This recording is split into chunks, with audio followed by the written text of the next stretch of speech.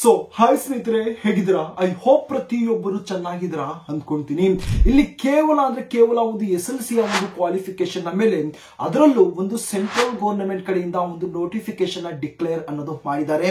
ಸ್ನೇಹಿತರೆ, ಯಾವ ಒಂದು ವೇಕೆನ್ಸಿ ಅಂದ್ರೆ SSC ಸ್ಟಾಫ್ ಸೆಲೆಕ್ಷನ್ ಕಮಿಷನ್ ಕಡೆಯಿಂದ MTS ಮಲ್ಟಿ ಟಾಸ್ಕಿಂಗ್ ಸ್ಟಾಫ್ ಮತ್ತು ಹವಾಲ್ದಾರ್ ನ ಒಂದು ಪೋಸ್ಟ್ ಆಗಿದ್ದು, ಇದರ ಬಹಳ ಒಂದು ಮುಖ್ಯವಾಗಿ ಇಲ್ಲಿ ಕೇವಲ ಅಂದ್ರೆ ತಾವು ಸಿಂಗಲ್ ಆಗಿರುವಂತಹ ಒಂದು ಎಕ್ಸಾಮಿನೇಷನ್ಸ್ ಅನ್ನ ತಾವು ಇಲ್ಲಿ ಕೊಡಬಹುದು. ಅಷ್ಟೇ ಅಲ್ಲ, ಪ್ರತಿಯೊಂದು ನೋಟಿಫಿಕೇಶನ್, ಪ್ರತಿಯೊಂದು ವೇಕೆನ್ಸಿ ಅಂದ್ರೆ ಏನೆಲ್ಲ ಒಂದು ಇಂಟ್ರೆಸ್ಟಿಂಗ್ ಆಗಿ ಇದ್ದೇ ಇರುತ್ತೆ. ಈ ಒಂದು ನೋಟಿಫಿಕೇಶನ್ ಅಲ್ಲಿ ನಮ್ಮ ಒಂದು ಕರ್ನಾಟಕದಿಂದ ಪ್ರತಿಯೊಬ್ಬ ಒಂದು ಕ್ಯಾಂಡಿಡೇಟ್ ನಮ್ಮ ಒಂದು ಕನ್ನಡ ಭಾಷೆಯಲ್ಲೇ ತಾವು ಎಕ್ಸಾಮ್ ಅನ್ನ ಬರೆಯುವುದಕ್ಕೆ ಇಲ್ಲಿ ಒಂದು ಅವಕಾಶ ಸಹ ಇಲ್ಲಿ ಒಂದು ಮಾಡಿಕೊಟ್ಟಿದ್ದಾರೆ. ಸೊ ಬನ್ನಿದರ ಬಗ್ಗೆ ಸಂಪೂರ್ಣವಾಗಿರುವಂತಹ ಒಂದು ಇನ್ಫಾರ್ಮೇಶನ್ ನಾನು ಸ್ಕ್ರೀನ್ ಮೇಲೆ ನಾನು ತಮ್ಮನ್ನ ಕರ್ಕೊಂಡು ಹೋಗಿ ಇನ್ಫಾರ್ಮೇಶನ್ ಶೇರ್ ಅನ್ನ ಮಾಡ್ತೀನಿ. ಆದಷ್ಟು ಈ ಒಂದು ವಿಡಿಯೋ ತಾವು ಕೊನೆ ತನಕ ನೋಡ್ತಾ ತಾವು ಅಪ್ಲೈ ಅನ್ನ ಮಾಡ್ತಾ ತಮ್ಮ ಒಂದು ಫ್ರೆಂಡ್ ಸರ್ಕಲ್ ಅಲ್ಲೂ ಸಹ ತಾವು ಶೇರ್ ಅನ್ನ ಮಾಡಿ. ತಾವು ಇದರ ಒಂದು ಡೀಟೇಲ್ ಆಗಿರುವಂತಹ ಒಂದು ನೋಟಿಫಿಕೇಶನ್ ತಾವು ಒಂದು ಸಲ ತಾವು ಅಬ್ಸರ್ವ್ ಅನ್ನ ಮಾಡ್ಕೊಂಡ್ ಬಿಡಿ. ಆಮೇಲೆ ಇದರ ಬಗ್ಗೆ ಒಂದು ಡೀಟೇಲ್ ಆಗಿರುವಂತಹ ಒಂದು ಇನ್ಫಾರ್ಮೇಶನ್ ಇಲ್ಲಿ ನಾನು ಕೊಡ್ಬಿಡ್ತೀನಿ. ಈ ಒಂದು ನೋಟಿಫಿಕೇಶನ್ ಬಹಳ ಒಂದು ಇಂಟ್ರೆಸ್ಟೆಡ್ ಆಗಿರುವಂತಹ ಒಂದು ಪಾರ್ಟ್, ಇದರ ಒಂದು ಸೆಲೆಕ್ಷನ್ ನ ಒಂದು ಪ್ರೋಸೆಸ್ ನಲ್ಲಿ ಅಂತ ಹೇಳಿದ್ದೆ. ಓಕೆನಾ, ಮೊದಲು ತಾವು ಇದರ ಒಂದು ಸ್ಕೀಮ್ ಆಫ್ ಎಕ್ಸಾಮಿನೇಷನ್ ಬಗ್ಗೆ ಮಾತಾಡಕ್ ಹೋದ್ರೆ, the computer based examination will be conducted in Hindi, English ನ ಒಂದು ಲ್ಯಾಂಗ್ವೇಜ್ ಇರುತ್ತೆ. ಓಕೆನಾ, ಪ್ರತಿಯೊಂದು ನೋಟಿಫಿಕೇಶನ್ ಅನ್ನ ಕೂಡಲೇ ಇಂಗ್ಲಿಷ್ ಮತ್ತು ಹಿಂದಿ ಒಂದು ಕಂಪಲ್ಸರಿ ಆಗಿರುವಂತಹ ಒಂದು ಲ್ಯಾಂಗ್ವೇಜ್ ಇರುತ್ತೆ. ಬಟ್ ಬಹಳ ಒಂದು ಮುಖ್ಯವಾಗಿ ಈ ಒಂದು SSC ನಲ್ಲಿ ನಮ್ಮ ಒಂದು ಕನ್ನಡ ಭಾಷೆಯಲ್ಲಿ ಸಹ ಒಂದು ಬರೆಯುವುದಕ್ಕೆ ಇಲ್ಲಿ ಒಂದು ಅವಕಾಶವನ್ನು ಮಾಡಿಕೊಟ್ಟಿದ್ದಾರೆ. ನಮ್ಮ ಒಂದು ಕರ್ನಾಟಕದಿಂದ ಒಂದು SLC ಕಂಪ್ಲೀಟ್ ಅನ್ನ ಮಾಡ್ಕೊಂಡಿದ್ದು ನಮಗೆ ಒಂದು ಇಂಗ್ಲಿಷ್ ನಲ್ಲಿ ಅಥವಾ ಒಂದು ಹಿಂದಿನಲ್ಲಿ ಒಂದು ಎಕ್ಸಾಮ್ ನ ಕೊಡೋದಕ್ಕೆ ನಮಗೆ ಒಂದು ಬಹಳ ಒಂದು ಪ್ರಾಬ್ಲಮ್ ಫೇಸ್ ಆಗುತ್ತೆ ಅಂತ ಯಾರೆಲ್ಲ ಇದ್ದಾರೆ, ಆಲ್ಮೋಸ್ಟ್ ಈ ಒಂದು ವೇಕೆನ್ಸಿಯನ್ನ ಪ್ರತಿಯೊಬ್ಬರು ಏನು ಒಂದು ಯೂಸ್ ಅನ್ನ ಮಾಡ್ಕೊಳ್ಳಿ. ಓಕೆನಾ, ಈಗ ಅದರ ಒಂದು ಡೀಟೇಲ್ ಆಗಿರುವಂತಹ ಒಂದು ಪಾರ್ಟ್ಗೆ ಬಂದಾಗ ತಾವು ನೋಡಬಹುದು SSC MTS ಹವಾಲ್ದಾರ್ 2025. ಓಕೆನಾ, ಒಂದು SSC ಕಡೆಯಿಂದ ರಿಲೀಸ್ ಮಾಡಿರುವಂತಹ ಒಂದು MTS ಏನು ಒಂದು ಮಲ್ಟಿ ಟಾಸ್ಕಿಂಗ್ ಸ್ಟಾಫ್ ಅಂತ ನಾವು ಕರಿತೀವಿ, ಹವಾಲ್ದಾರ್, ಈ ಎರಡು ಒಂದು ಪೋಸ್ಟ್ ಮೇಲೆ ಈ ಬಾರಿ ಒಂದು ನೋಟಿಫಿಕೇಶನ್ ರಿಲೀಸ್ ಅನ್ನ ಮಾಡಿದ್ದಾರೆ.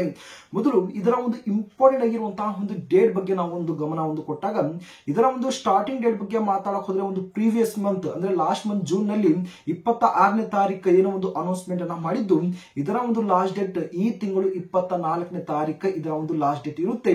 ಆಲ್ಮೋಸ್ಟ್ ಯಾರೆಲ್ಲ ಒಂದು ಅಪ್ಲೈ ಅನ್ನ ಮಾಡಬೇಕು ಅಂದ್ಕೊಂಡಿದ್ರಿ, ಈ ತಿಂಗಳು 24ನೇ ತಾರೀಕು ಒಂದು ಒಳಗಡೆ ತಾವೇನು ಒಂದು ಅಪ್ಲೈ ಅನ್ನ ಮಾಡಿ.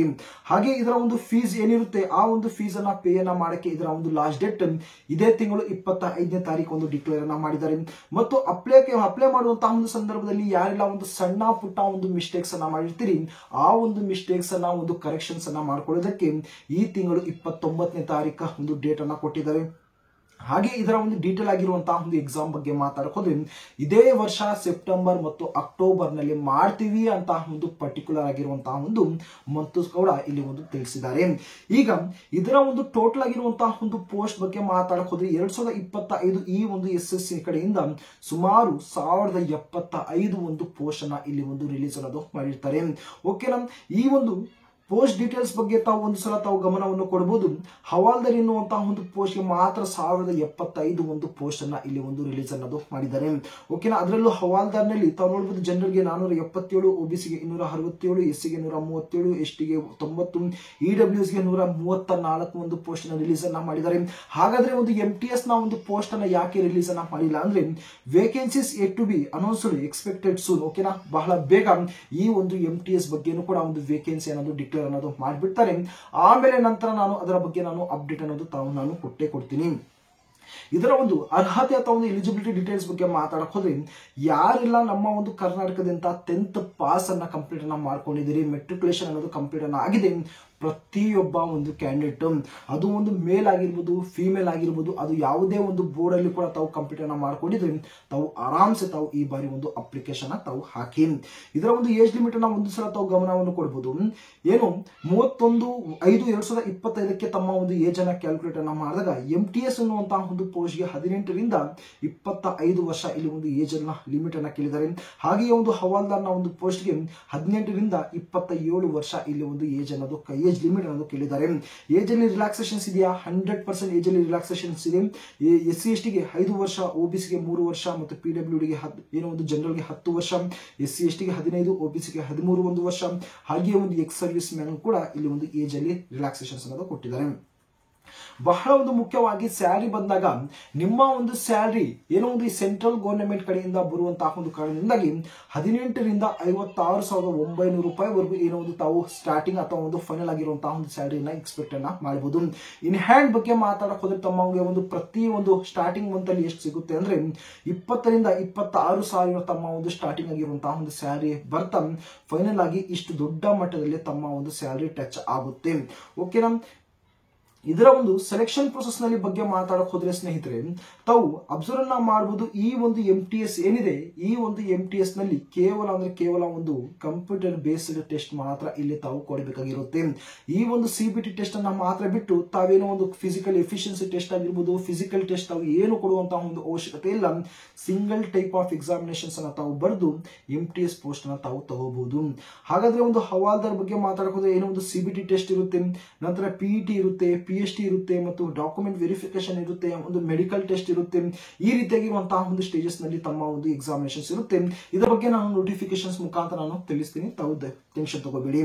ಈಗ ಅಪ್ಲಿಕೇಶನ್ ಫೀಸ್ ಬಗ್ಗೆ ಮಾತಾಡಕ್ ಹೋದ್ರೆ ಸ್ನೇಹಿತರೆ SC ST ಆಗಿರ್ಬೋದು, PH ಮತ್ತು ಫಿಮೇಲ್ ಕ್ಯಾಂಡಿಡೇಟ್ ಗಳಿಗೆ ₹1 ಕೂಡ ಇಲ್ಲಿ ಒಂದು ಏನೋ ಒಂದು ಎಕ್ಸಾಮಿನೇಷನ್ಸ್ ಅನ್ನ ಕೇಳಿಲ್ಲ. ಇದರ ಒಂದು ಬದಲಾಗಿ ಜನರಲ್, OBC ಮತ್ತು EWS ನ ಒಂದು ಕ್ಯಾಂಡಿಡೇಟ್ ಗಳಿಗೆ ₹100 ಇಲ್ಲಿ ಒಂದು ಎಕ್ಸಾಮಿನೇಷನ್ ಫೀಸ್ ಅನ್ನೋದು ಇಲ್ಲಿ ಒಂದು ಕೇಳಿರುವಂತದ್ದು. ಓಕೆನಾ. ಈಗ ಇದರ ಒಂದು ಎಕ್ಸಾಮಿನೇಷನ್ ಡೀಟೇಲ್ಸ್ ಬಗ್ಗೆ ಬಂದಾಗ ಸ್ನೇಹಿತರೆ ತಾವು ಅಬ್ಸರ್ವ್ ಅನ್ನ ಮಾಡಬಹುದು. Scheme of examination for the post of MTS, the examination will consist of a computer based examination, but for the post of Havaldar the examination consists of CBE and physical efficiency test ಮತ್ತು physical standard test ಅಂತ ಒಂದು ಕೇಳಿದ್ದಾರೆ. ಈಗ ಒಂದು computer based examinations ಬಗ್ಗೆ ಇಲ್ಲಿ ಒಂದು ಮಾತಾಡಕ್ ಹೋದ್ರೆ ಇದು ಕೇವಲ ಒಂದು MTSಗೂ ಮತ್ತು ಹವಾಲ್ದಾರ್ಗೆ ಮಾತ್ರ ಇಲ್ಲಿ ಒಂದು ಬರುತ್ತೆ. ಓಕೆನಾ. ತಾವು ನೋಡಬಹುದು ಇಲ್ಲಿ ಸೆಷನ್ 1 ಮತ್ತು ಸೆಷನ್ 2 ನಲ್ಲಿ ಇಲ್ಲಿ ಒಂದು ಏನೋ ಒಂದು ಕನ್ವರ್ಟ್ ಅನ್ನ ಮಾಡಿದ್ದಾರೆ, ಡಿವೈಡ್ ಅನ್ನ ಮಾಡಿದ್ದಾರೆ ಎರಡು ಒಂದು ಸೆಷನ್ ಅಲ್ಲಿ.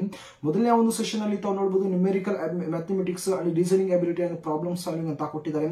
ತಾವು ನೋಡಬಹುದು ಪ್ರತಿ ಒಂದು ಸೆಷನ್ ಕೂಡ 20 ಕ್ವಶನ್ಸ್ 60 ಮಾರ್ಕ್ಸ್, 20 ಕ್ವಶನ್ಸ್ 60 ಮಾರ್ಕ್ಸ್. ಒಂದು ಸೆಷನ್ ಅಲ್ಲಿ 45 ನಿಮಿಷ ಮಾತ್ರ ತಮಗೆ ಒಂದು ಟೈಮ್ ಅನ್ನ ಕೊಟ್ಟಿರ್ತಾರೆ. ಸೆಷನ್ 2 ನಲ್ಲಿ ತಾವು ನೋಡಬಹುದು ಜನರಲ್ ಅವೇರ್ನೆಸ್ ಮತ್ತು ಇಂಗ್ಲಿಷ್ ಲ್ಯಾಂಗ್ವೇಜ್ ಅಂಡ್ ಕಾಂಪ್ರಿಹೆನ್ಷನ್ ಬಗ್ಗೆ ಮಾತಾಡಕ್ ಹೋದ್ರೆ 25 ಕ್ವಶನ್ಸ್ 75 ಮಾರ್ಕ್ಸ್ ಮತ್ತು 25 ಕ್ವಶನ್ಸ್ 75 ಮಾರ್ಕ್ಸ್. ಇದರಲ್ಲೂ ಕೂಡ 45 ನಿಮಿಷ ಒಂದು ಟೈಮ್ ಅನ್ನೋದು ಇಲ್ಲಿ ಒಂದು ಕೇಳಿದ್ದಾರೆ. ಈಗ ಬಹಳ ಒಂದು ಮುಖ್ಯವಾಗಿ ಇಲ್ಲಿ ಒಂದು ಫಿಸಿಕಲ್ ಸ್ಟ್ಯಾಂಡರ್ಡ್ ಟೆಸ್ಟ್ ಬಗ್ಗೆ ಮಾತಾಡ್ತಾ ನೋಡಬಹುದು. ಫಾರ್ ಮೇಲ್ ಕ್ಯಾಂಡಿಡೇಟ್ ಗಳಿಗೆ ಹೈಟ್ 157.5 ಸೆಂಟಿಮೀಟರ್ ಕೇಳಿದ್ದಾರೆ ಮತ್ತು ಚೆಸ್ಟ್ 81 ಸೆಂಟಿಮೀಟರ್ ಅನ್ನ ಕೇಳಿದ್ದಾರೆ. ಹಾಗೆ ಒಂದು ಫಿಮೇಲ್ ಕ್ಯಾಂಡಿಡೇಟ್ ಗಳಿಗೆ ಕೂಡ ಹೈಟ್ 152 ಸೆಂಟಿಮೀಟರ್ ಕೇಳಿದ್ದಾರೆ ಮತ್ತು ವೈಟ್ 48 kg ಮಾತ್ರ ಇಲ್ಲಿ ಒಂದು ಕೇಳಿರುವಂತದ್ದು. ಓಕೆನಾ. ಈ ರೀತಿಯಾಗಿರುವಂತಹ ತಮ್ಮ ಒಂದು ಫಿಸಿಕಲ್ ಸ್ಟ್ಯಾಂಡರ್ಡ್ ಟೆಸ್ಟ್ ಮತ್ತು ಫಿಸಿಕಲ್ ಎಫಿಷಿಯನ್ಸಿ ಆಗಿರ್ಬೋದು, ಹಾಗೆಯೇ ತಮ್ಮ ಒಂದು CBT ಏನೋ ಒಂದು ಕಂಪ್ಯೂಟರ್ ಬೇಸ್ಡ್ ಟೆಸ್ಟ್ ನ ಒಂದು ಸಿಲೆಬಸ್ ಈ ರೀತಿ ಇರುತ್ತೆ. ಫೈನಲ್ ಆಗಿ ಇದರ ಒಂದು ಎಕ್ಸಾಮ್ ಸೆಂಟರ್ಸ್ ಬಗ್ಗೆ ನಾವು ಇಲ್ಲಿ ಒಂದು ಗಮನವನ್ನು ಕೊಟ್ಟಾಗ ನಮ್ಮ ಒಂದು ಕರ್ನಾಟಕದಿಂದ ತಾವು ಇಲ್ಲಿ ಅಬ್ಸರ್ವ್ ಅನ್ನ ತಾವು ಮಾಡಬಹುದು. ಬೆಳಗಾವಿಯನ್ನು ಕೊಟ್ಟಿದ್ದಾರೆ, ಬೆಂಗಳೂರು ಅನ್ನೋದು ಕೊಟ್ಟಿದ್ದಾರೆ, ಹುಬ್ಬಳ್ಳಿಯನ್ನು ಕೊಟ್ಟಿದ್ದಾರೆ, ಗುಲ್ಬರ್ಗ ಆಗಿರ್ಬೋದು, ಮಂಗಳೂರು ಆಗಿರ್ಬೋದು, ಮೈಸೂರು, ಶಿವಮೊಗ್ಗ, ಉಡುಪಿ, ಈ ರೀತಿಯಾಗಿರುವಂತಹ 8ರಿಂದ 9 ಒಂದು ಸೆಂಟರ್ ಅನ್ನ ಇಲ್ಲಿ ಒಂದು ಎಕ್ಸಾಮ್ ಸೆಂಟರ್ಸ್ ಅನ್ನೋದು ಇಲ್ಲಿ ಒಂದು ಕೊಟ್ಟಿರ್ತಾರೆ. ಓಕೆನಾ. ತಮಗೆ ಈಸಿ ಅನಿಸುವ, ಬಹಳ ಒಂದು ಸುಲಭ ಅನಿಸುವ ತಾವು ಏನು ಎಕ್ಸಾಮ್ ಸೆಂಟರ್ ನ ತಾವು ಸೆಲೆಕ್ಟ್ ಅನ್ನ ಮಾಡಿಕೊಂಡು ಅದೇ ಒಂದು ಎಕ್ಸಾಮ್ ಸೆಂಟರ್ಗೆ ಹೋಗಿ ತಾವು ಎಕ್ಸಾಮ್ಸ್ ಈಗ ತಾವು ಕೊಟ್ಟು ತಾವು ಬರಬಹುದು. ಇಷ್ಟು ಸ್ನೇಹಿತರೆ ಇದರ ಬಗ್ಗೆ ಒಂದು ಡೀಟೇಲ್ ಆಗಿರುವಂತಹ ಒಂದು ಅಪ್ಡೇಟ್ ಆಗಿರುತ್ತೆ. ಓಕೆನಾ. ಇದರ ಒಂದು ತಾವೇನು ನೋಡ್ತಾ ಇದರ ಒಂದು ಡೀಟೇಲ್ ಆಗಿರುವಂತಹ ಒಂದು ನೋಟಿಫಿಕೇಶನ್ ಆಗಿರ್ಬೋದು, ಇದರ ಒಂದು ಡೈರೆಕ್ಟ್ ಆಗಿ ಅಪ್ಲೈ ಮಾಡುವಂತಹ ಒಂದು ಲಿಂಕ್ ಆಗಿರ್ಬೋದು, ಪ್ರತಿಯೊಂದು ನಮ್ಮ ಒಂದು ಡಿಸ್ಕ್ರಿಪ್ಷನ್ ಅಲ್ಲಿ ಸಿಗುತ್ತೆ. ಪ್ರತಿಯೊಂದು ಸಲ ತಾವು ಡಿಸ್ಕ್ರಿಪ್ಷನ್ ತಾವು ವಿಸಿಟ್ ಅನ್ನ ಮಾಡಿ. ಹಾಗೆ ಸ್ನೇಹಿತರೆ ನಮ್ಮ ಒಂದು ಡಿಸ್ಕ್ರಿಪ್ಷನ್ ಅಲ್ಲಿ ತಮಗೆ ಒಂದು ಟೆಲಿಗ್ರಾಮ್ ಚಾನಲ್ ಒಂದು ಲಿಂಕ್ ಸಹ ಸಿಗುತ್ತೆ. ಆದಷ್ಟು ಪ್ರತಿಯೊಬ್ಬರು ಟೆಲಿಗ್ರಾಮ್ ಚಾನಲ್ ತಾವು ಏನೋ ಒಂದು ಜಾಯಿನ್ ಆಗಿ ಡೈಲಿ ಪ್ರತಿ ಒಂದು ಅಪ್ಡೇಟ್ ಕೂಡ ತಮಗೆ ಅಲ್ಲಿಂದ ತಾವು ಸಿಗ್ತಾ ಇರುತ್ತೆ.